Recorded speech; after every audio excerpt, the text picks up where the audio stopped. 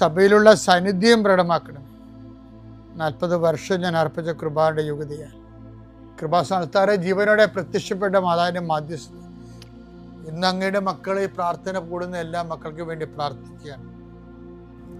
നിന്റെ കൂടെ അമ്മ ഉണ്ടാവുമെന്ന് നീ ഓർക്കണം ദൈവപൈതലേ.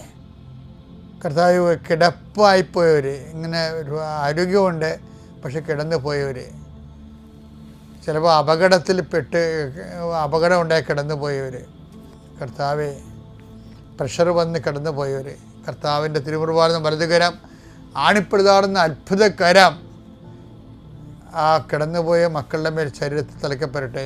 യേശുക്രിസ്തു ഉന്നതമായ നാമത്തിൽ നീ സൗഖ്യം പ്രാപിക്കട്ടെ എന്ന് കൽപ്പിക്കുന്നു. കർത്താവെ, പടലപ്പിണക്കങ്ങളും തൊഴുത്തിൽ കുത്തുമൂലം കുടുംബത്തിൽ കലഹവും കോലാഹലങ്ങളും സമാധാനം നഷ്ടപ്പെട്ട കുടുംബങ്ങൾ, ഏത് ഭവനത്തിൽ പ്രവേശിക്കുമ്പോഴും ആ ഭവന സമാധാനം ആശംസിക്കണം.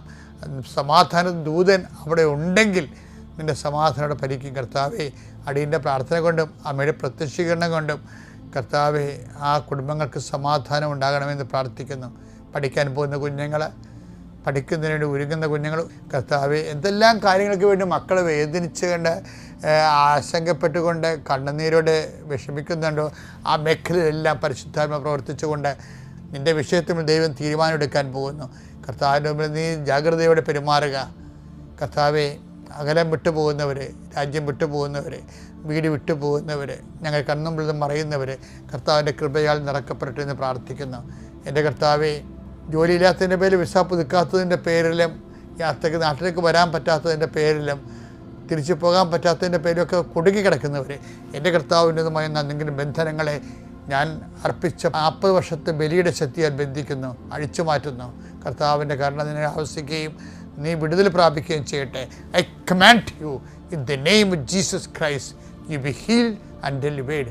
പിതാവും പരിശുദ്ധാത്മാവസരം നീക്കും. ആമേൻ. ചില സമയത്ത് ഞാനിങ്ങനെ ധ്യാനിപ്പിക്കുമ്പോഴേ ഞാനിങ്ങനെ ആ ധ്യാനത്തിൻ്റെ ഒരു ഫ്ലോ ഉണ്ടല്ലോ, ആ ഫ്ലോയിൽ ഞാൻ പലപ്പോഴും പറഞ്ഞിട്ടുണ്ട്, നമ്മളുടെ ഉടമ്പടിയിലുണ്ടാകുന്ന പ്രേക്ഷിത പ്രവർത്തനങ്ങളില്ലേ, പ്രേക്ഷിത പ്രവർത്തനങ്ങൾ, ഉപയോഗ പ്രവർത്തനങ്ങൾ, സുവിശേഷ പ്രവർത്തനങ്ങളൊക്കെ ഇല്ലേ, അതുകൊണ്ട് നമുക്ക് നമ്മളുടെ ഗ്രേസ് ലെവല് വർദ്ധിപ്പിക്കാൻ പറ്റും. എന്നിട്ട് ഞാൻ അക്വേർഡ് ഗ്രേസ് എന്നൊക്കെ പറയടക്ക്, ആർജിത കൃപ.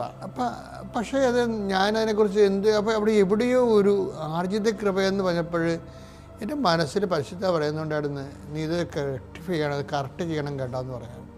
അപ്പം ഞാൻ എനിക്ക് പക്ഷേ എങ്ങനെ കറക്റ്റ് ചെയ്യണമെന്ന് അറിയത്തില്ല. അതുകൊണ്ട് ഞാൻ എപ്പോഴും ഈ വിഷയം പ്രാർത്ഥിക്കുക.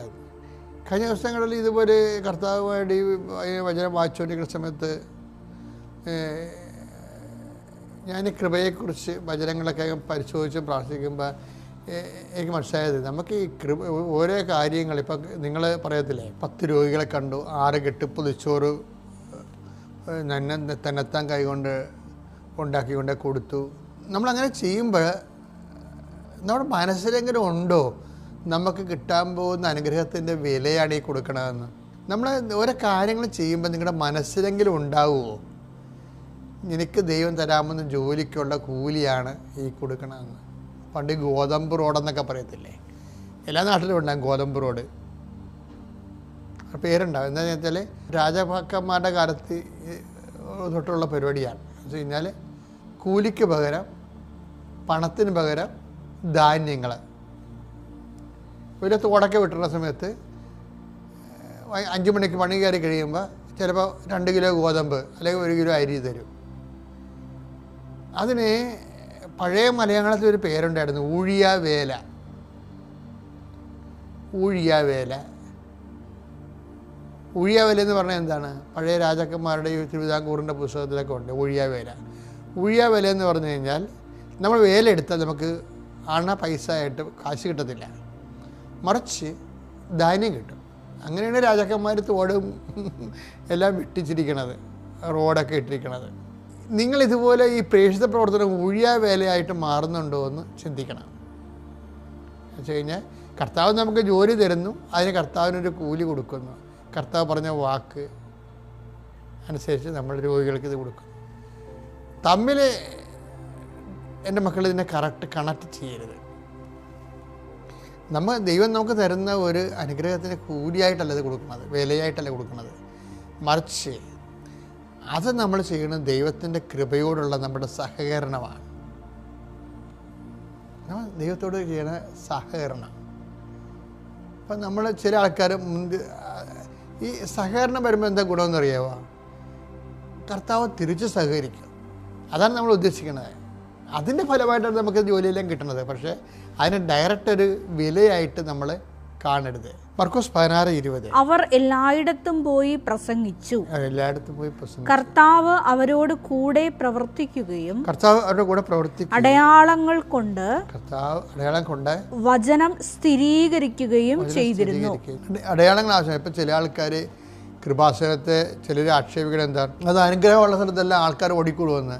നിങ്ങൾക്കറിയാമല്ലോ, 2004 ഡിസംബർ 7 സമയഘടികാരം നെഞ്ചിൽ ചേർത്ത് മാതാവ് പ്രത്യക്ഷപ്പെട്ടതിന് ശേഷം 10 കൊല്ലം നമ്മളത് പ്രാർത്ഥിച്ചു. കാരണം അതിനകത്ത് അപ്പം അന്നൊക്കെ എൻ്റെ മനസ്സിൽ പറഞ്ഞു, നീ ഇപ്പോൾ ഉടനെ ഇത് ചാടിക്കയറി പറഞ്ഞാൽ അപ്പം എൻ്റെ മനസ്സിൽ എന്തോ ഒരു ആപത്തുണ്ടാകുമെന്നൊരു സൂചന ഉണ്ട്. അത് ശരിയായിരുന്നു. ശരിക്കും പറഞ്ഞാൽ 10 കൊല്ലം കഴിഞ്ഞിട്ട് പോലും അത് പ്രൊക്ലെയിം ചെയ്യാനുള്ള സമയമായി. മാതാവ് വാടിപ്പെട്ടി വെച്ച് എന്നെ നിർബന്ധിച്ചാണ് പ്രൊക്ലെയിം ചെയ്യാൻ വേണ്ടി. പ്രൊക്ലെയിം ചെയ്ത് കഴിഞ്ഞപ്പോഴാണ് മാതാവ് 6 മാസം കഴിഞ്ഞപ്പോൾ ഉടമ്പടി തന്നത്. ഉടമ്പടി തരികയിലല്ല ചെയ്തത്. ഉടമ്പടി തന്നെന്നും പറഞ്ഞുകൊണ്ട് ഈ അടയാളമൊന്നും ഉണ്ടാകണം ഒരു നിർബന്ധമില്ല. നീ ഇപ്പോൾ വായിച്ചു കേട്ട പോലെ കർത്താവ് അവരോട് പ്രവർത്തിച്ചു. അതാണ് വിഷയം. കർത്താവ് കൂടെ പ്രവർത്തിക്കുമ്പോഴാണ് അടയാളങ്ങൾ വരണത്. അപ്പോൾ ഇപ്പോൾ നിങ്ങൾക്കൊരു അടയാളം കിട്ടിയിട്ടുണ്ടെങ്കിൽ എൻ്റെ അർത്ഥം കർത്താവ് കൂടെ പ്രവർത്തിക്കാൻ തുടങ്ങിയെന്നതിൻ്റെ അർത്ഥം. കർത്താവ് കൂടെ പ്രവർത്തിക്കാൻ തുടങ്ങണമെങ്കിൽ എന്ത് ചെയ്യണം? കർത്താവിൻ്റെ കൃപയോട് നമ്മുടെ കാരുണ്യ പ്രവൃത്തിയും അതുപോലെ തന്നെ പേഴ്സണൽ പ്രവർത്തനങ്ങളും ഒരു കർത്താവ് തരുന്ന അനുഗ്രഹത്തിന് കൂലിയായിട്ടല്ല കൊടുക്കേണ്ടത്, മറിച്ച് അവൻ നേടിയെടുത്ത കൃപയോടുള്ള നമ്മുടെ സഹകരണമായിട്ട് കൊടുക്കണം. പിതാവിൻ്റെയും പുത്രൻ്റെയും പരിശുദ്ധാത്മാവിൻ്റെ